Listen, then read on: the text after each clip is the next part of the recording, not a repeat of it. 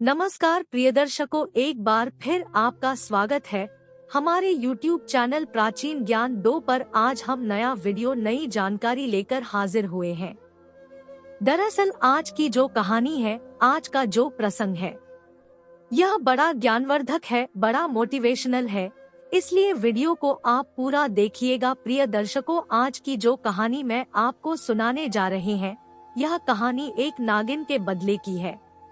यह एक किसान और एक नागिन दोनों की कहानी है। दर्शकों, यह कहानी बड़ी मोटिवेशनल है, बड़ी ज्ञानवर्धक है। ऐसा कहा जाता है कि जो मनुष्य इस कहानी को पूरी लगन से और पूरी ध्यान से सुनता है, उसके जीवन से समस्त प्रकार के विकार दूर हो जाते हैं। वो इंसान कभी भी गरीब नहीं रहता है जो मनुष्य इस कहानी को ध्यान से सुनता है। सांप के बारे में तो आप सभी जानते होंगे कि सांप एक ऐसा जीव होता है जिसके पास मनी भी होती है, और जिस सांप के पास मनी होती है उस सांप को इच्छाधारी नाग कहा जाता है। प्रिय दर्शकों, जो इच्छाधारी नाग होता है वो सब कुछ करने में सक्षम होता है। वो हर वो काम कर सकता है जो इम्पॉसिबल होता है। कहानी शुरू करने से पहले जो लोग हमसे जुड़े हैं वह हमारे चैनल को सब्सक्राइब करें और अच्छे अच्छे कमेंट किया करें, ताकि हर आने वाले वीडियो का नोटिफिकेशन सबसे पहले आपको मिले और दर्शकों को आप उसका फायदा उठा सके। शुरू करते हैं प्रिय दर्शकों को आज की प्यारी सी कहानी। यह प्यारा सा वीडियो। प्राचीन काल में एक किसान रोज अपने खेत में काम करने के लिए जाता था। वो किसान बैलों की जोड़ी लेकर और अपने खेत में जोता करता था। उस किसान ने तकरीबन अपने पूरे खेत के अंदर बैलों की सहायता से जुताई निकाल दी थी। अब कुछ कोने बचे हुए थे। अब किसान जो खेत की कोने बचे हुए थे, उन खेत के कोनों में कुदाल लेकर वहाँ की जमीन को खोदने लग जाता है। किसान खेत के 3 कोने खोद देता है और जब चौथे कोने में किसान पहुंचता है तो वहां पर छोटी सी बम भी थी। अब किसान उसको भी खोदने लग जाता है। प्रिय दर्शकों को, अब जैसे ही किसान कुदाली से उस बम पर मारता है तो एक सांप के 2 टुकड़े हो जाते हैं। जब सांप के 2 टुकड़े हो जाते हैं, वह बीच में से कट जाता है। अब उस सांप के 2 टुकड़ों को देखकर वह किसान बड़ा दुखी हो जाता है। सोचने लगता है कि आज मेरे से बहुत बड़ा जघन्य अपराध हुआ है। किसान अपनी मन ही मन में बहुत पश्चाताप करता है। जब किसान उस सांप के दोनों के टुकड़ों को दूर रहता था और गौर से देखता है तो उसको खुदी हुई बम के अंदर एक छोटा सा सांप का बच्चा दिखता है। यह देखकर किसान और भी ज्यादा दुखी हो जाता है। सोचने लगता है कि यह सांप का जो बच्चा है इसी सांप का है, लेकिन यह सांप तो मर चुका है, ये कट गया है, 2 भागों में बट गया है। अब इस सांप के बच्चे का पालन पोषण कौन करेगा? यही सोचकर वह किसान एक प्रतिज्ञा लेता है कि इस सांप के बच्चे से इसके पिता का साया मेरी वजह से हटा है। इसीलिए मैं यह प्रतिज्ञा लेता हूँ कि इस सांप के बच्चे को मैं अपने बच्चे की तरह इसका लालन पालन करूँगा और इस सांप के बच्चे को अपने पुत्र की भांति ही रखूँगा। यही सोचकर वह किसान उस सांप के बच्चे को अपने घर ले आता है।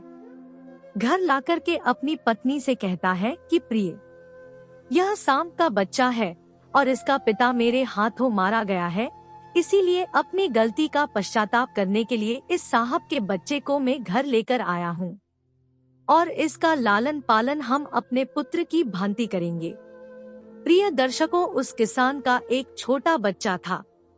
उसका भी एक छोटा पुत्र था जो बहुत ही छोटा था। प्रिय दर्शकों, अब किसान की पत्नी भी किसान की बात को मान लेती है। वो भी बहुत भोलेपन की थी, बहुत सीधी थी। तो जैसे किसान कहता है तो किसान की पत्नी मान लेती है और अपने पति से कहने लगती की थी कि एक तो हमारा स्वयं का पुत्र है, दूसरा सांप का पुत्र है। इस साहब के पुत्र को भी हम अपने पुत्र की भांति प्रेम करेंगे, हमारी पुत्र की भांति इसको रखेंगे।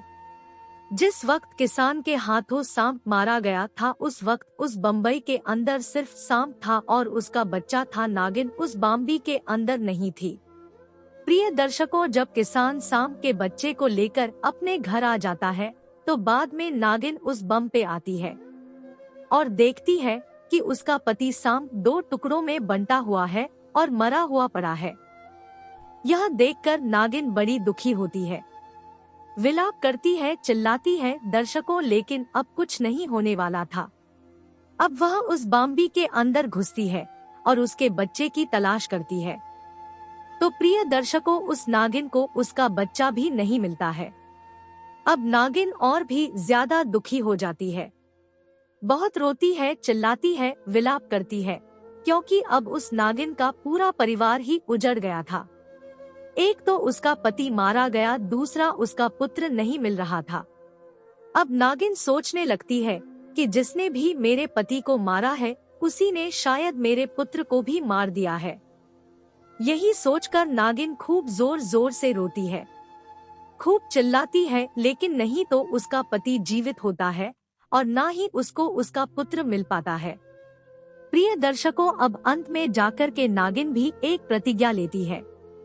अपने पति की मरी हुई लाश के समक्ष जाकर एक प्रतिज्ञा लेती है और नागिन प्रतिज्ञा इस तरह की करती है, जिसने भी मेरे पति को मारा है और मेरे पुत्र को मारा है उसका भी मैं वंश गठन कर दूंगी, उसके परिवार में एक को भी जिंदा नहीं छोड़ेगी। इस तरह की प्रतिज्ञा नागिन दे देती है। प्रिय दर्शकों, वो नागिन इस तलाश में लग जाती है कि मेरे पति और मेरे पुत्र का हत्यारा कौन है, उसका कातिल कौन है, इस तलाश में लग जाती है। अब दूसरे दिन फिर से किसान अपने खेत में जाता है और बची हुई जमीन को कुदाल से खोदने लग जाता है। अब जैसे किसान खेत में पहुंचता है और जमीन को उसी कुदाल से खोदने लग जाता है जिस कुदाल से सांप की मृत्यु हुई थी, उस कुदाल पर सांप का खून लगा हुआ था। दर्शकों, नागिन भी उस दिन अपने पति की लाश के आसपास ही मंडरा रही थी। अब जैसे किसान और जमीन खोदने लगता है तो नागिन की नजर उसको ढाल पर चली जाती है और कुदाल को देखती है कि उस पर खून लगा हुआ है। कुदाल पर लगे खून को देखकर नागिन सोचने लगती है कि यही वो किसान है जिसने मेरे पति और मेरे बेटे को मारा है, मेरे पुत्र को मारा है। प्रिय दर्शकों को अब नागिन को यह पता चल जाता है कि उसका पुत्र और उसके पति का कातिल कौन है। अब नागिन अपनी प्रतिज्ञा पूरी करने में लग जाती है। अब नागिन सोचने लगती है कि सबसे पहले इस किसान के घर का पता लगाएंगे, उसके बाद यह पता लगाऊंगी इसके परिवार में कितने सदस्य हैं। उसके बाद एक एक को धरना शुरू करूंगी, एक को गिन गिन की मृत्यु के घाट उतार दूंगी। इस तरह की एक रणनीति नागिन बना लेती है। अब जैसी वो किसान शाम के वक्त खेतों में से काम बंद करके और अपने घर की तरफ लौटता है, अपने घर को जाता है, तो वह उस किसान के पीछे पीछे दिन भी किसान के घर की तरफ रवाना हो जाती है। अब जैसे किसान अपने घर के अंदर जाता है तो दर्शकों, नागिन भी उस किसान के पीछे पीछे उसके घर तक पहुंच जाती है। अब किसान घर के अंदर घुस जाता है, किसान की पत्नी दरवाजा बंद कर देती है और नागिन बाहर रह जाती है। अब नागिन किसान के घर के अंदर प्रवेश करने के लिए जगह ढूंढती है, लेकिन उसको कहीं भी जगह नजर नहीं आती है। तो वह पास में पड़े कूड़े कचरे में घुसकर बैठ जाती है और इंतजार करती है कि किसान कब अपने घर के दरवाजे को खोलेगा और कब मैं इसकी घर के अंदर प्रवेश करूंगी। दर्शकों, कुछ ही देर बाद में फिर से किसान की पत्नी अपने घर के दरवाजे को खोलती है और कुछ काम के लिए घर से बाहर चली जाती है। इसी मौके का फायदा उठाकर नागिन किसान के घर के अंदर प्रवेश कर जाती है। अब जैसी नागिन किसान के घर के अंदर प्रवेश करती है तो सबसे पहले किसान का एक छोटा पुत्र नागिन को नजर आता है, जो कि पालने में झूल रहा था। अब नागिन सोचने लगती है कि क्यों न इस किसान के पुत्र को सबसे पहले खत्म करूं, ताकि इसको यह पता चले कि पुत्र का वियोग होता क्या है। यही सोचकर वह नागिन किसान के पुत्र के पालने की तरफ जाती है और किसान के पुत्र को डसने के बाद किसान के घर से बाहर निकल जाती है। अब जैसे ही नागिन किसान के घर से बाहर निकलती है तो किसान की नजर नागिन पर पड़ जाती है। किसान देखता है कि कोई सांप मेरे घर से निकल रहा है। यह देखकर किसान अपने मन में सोचने लगता है कि मेरे हाथों से जिस सांप की मृत्यु हुई थी यह उसी की नागिन है और ये मेरे घर तक आ गई है, तो इसका मतलब यह है इसने मेरे पुत्र को जरूर कोई नुकसान पहुंचाया है। यह सोचकर किसान अपने पुत्र की पालने की तरफ भागता है, तो दर्शकों तभी किसान की पत्नी भी आ जाती है। अब वो भी उस नागिन को अपने घर से बाहर निकलते हुए देख लेती है। किसान की पत्नी भी सोचने लग जाती है, इस नागिन ने जरूर मेरे पुत्र को कोई न कोई नुकसान पहुंचाया है। तो किसान की पत्नी भी अब अपने पुत्र की पालने की तरफ दौड़ती है। दोनों पति पत्नी अपने पुत्र की पालने की तरफ दौड़ते हैं और अपने पुत्र को जाकर के देखते हैं कि उनके पुत्र को नागिन ने डंस रखा है। दोनों पति पत्नी किसान और किसान की पत्नी चिल्लाते हैं, विलाप करते हैं, अपने पुत्र को गोद में उठा लेते हैं और इधर उधर भागने की कोशिश करते हैं। सोचने लगते हैं कि किसी राज या वैद्य से इसका उपचार करवा दे। लेकिन प्रिय दर्शकों को अब रात्रि के समय कोई राजवैद्य नजर नहीं आता है कि राज्य वैद्य नहीं मिलता है। वे को उस जमाने में कोई हॉस्पिटल नहीं थे, कोई ऐसी चिकित्सा व्यवस्था नहीं थी, सिर्फ और सिर्फ वैद्य हुआ करते थे। प्रिय दर्शकों, अब कुछ ही देर में किसान के पुत्र के मुख से झाग निकलने लगते हैं। आंखें नीली पड़ जाती है, पूरा बदन नीला पड़ जाता है। धीरे धीरे किसान के पुत्र की प्राण पखेरु उड़ जाते हैं, वो खत्म हो जाता है। दोनों पति पत्नी खूब रोते चिल्लाते हैं, लेकिन अब क्या होने वाला है। दर्शकों, किसान अपने पुत्र का दाह संस्कार कर देता है और अपने दिल पर एक पत्थर रख कर के विश्वास करता है, सोचने लगता है कि नागिन ने अपना बदला पूरा कर लिया है। उसके पति के बदले मेरे पुत्र की जान ली है, इसीलिए नागिन का बदला पूरा हो चुका है। अब मैं नागिन के पुत्र को ही अपना पुत्र समझूंगा और उसी के सहारे हम दोनों पति पत्नी हमारा जीवन व्यतीत करेंगे। क्योंकि नागिन का जो पुत्र हमारी पास है उसको हम हमारी पुत्र की भांति लालन पालन करेंगे। दर्शकों, अब किसान और किसान की पत्नी उस नागिन के पुत्र से बेइंतहा मोहब्बत करने लग जाते हैं, उसकी हर छोटी छोटी चीजों का ख्याल रखते हैं और दोनों पति पत्नी नागिन के बच्चे की सेवा में लग जाते हैं, उसी को ही अपना पुत्र मान लेते हैं। कुछ दिन निकलने के बाद नागिन फिर से किसान के घर में आती है। अब की बार नागिन सोच कर आती है कि इस बार मैं किसान को खत्म करूंगी, जिसने मेरे पति की हत्या की है, मेरे पुत्र की हत्या की है। आज मैं उसी को डसने वाली हूँ। यही सोचकर नागिन किसान के घर में फिर से प्रवेश कर जाती है। अब जैसी नागिन किसान के घर में प्रवेश करती है तो नागिन देखती है कि किसान और किसान की पत्नी एक सांप के छोटे से बच्चे को दूध पिला रहे हैं और बड़े प्यार से पिला रहे हैं। पुत्र पुत्र कह करके नागिन के बच्चे को दूध पिला रहे हैं। यह देखकर नागिन बड़ी चकित रह जाती है, सोचने लगती है कि किसान और किसान की पत्नी मेरे ही पुत्र को दूध पिला रहे हैं। लेकिन अपने पुत्र को पहचान जाती है और सोचने लगती है कि यह तो मेरा ही पुत्र है और मेरे पुत्र को किसान और किसान की पत्नी दोनों जने एक पुत्र की भांति प्रेम कर रहे हैं। यह देखकर नागिन बड़ी आश्चर्यचकित हो जाती है और अपने मन में ग्लानि करने लगती है, सोचने लगती है कि मैं तो इस घर में एक बदले की भावना से आई थी।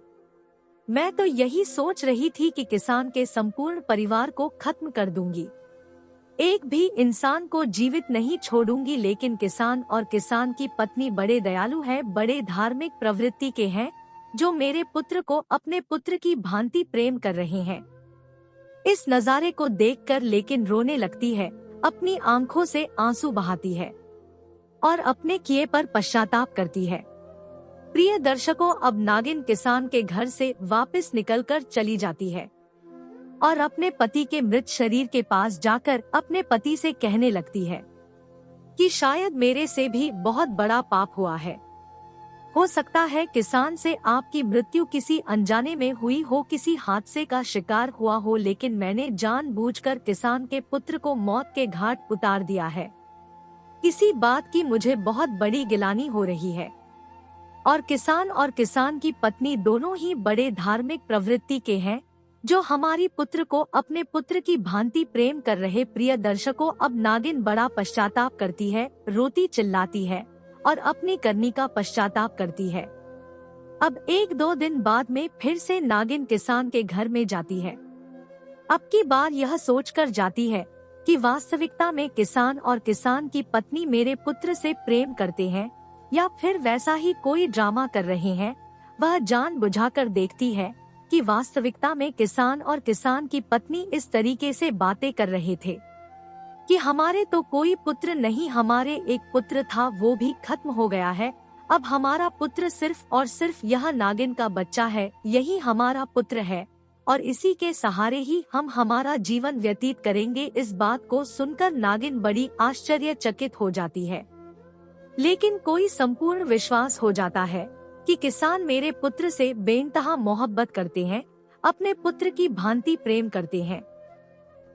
परिदृश्य को अब नागिन अपनी गलती का पश्चाताप करने के लिए सोचने लगती है कि मैंने इनके पुत्र को खत्म किया है, और इसका पश्चाताप करने के लिए नागिन दौड़ी दौड़ी सी जी के मंदिर जाती है और भोलेनाथ की परिक्रमा करती है। और दर्शकों, ऐसा कहा जाता है कि नाग और नागिन भोलेनाथ के परम भक्त होते हैं, और जब नाग नागिन दिल से भोले से कुछ भी चीज मांगते हैं तो देवाधिदेव महादेव नाग और नागिन की इच्छा की पूर्ति भी करते हैं। दर्शकों, अब नागिन भोलेनाथ की पूजा शुरू कर देती है, भोलेनाथ की सेवा शुरू कर देती है। अब नागिन भोलेनाथ से सिर्फ एक ही चीज मांगती है कि प्रभु, मैंने जाने अनजाने में किसान के पुत्र को खत्म कर दिया है और अब मैं यह चाहती हूँ कि उस किसान को किसी भी तरीके से एक पुत्र प्राप्ति हो। प्रिय दर्शकों, उस नागिन की पुकार को भोलेनाथ सुन लेते हैं।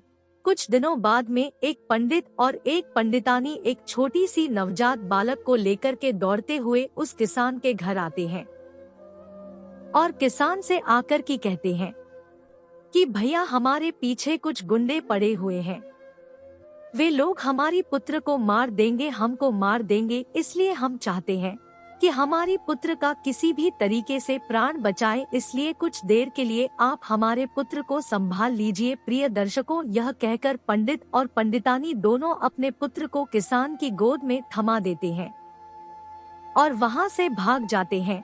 किसान और किसान की पत्नी पंडित और पंडितानी की पुत्र को गोद में ले लेते हैं और अपने मकान के अंदर चले जाते हैं।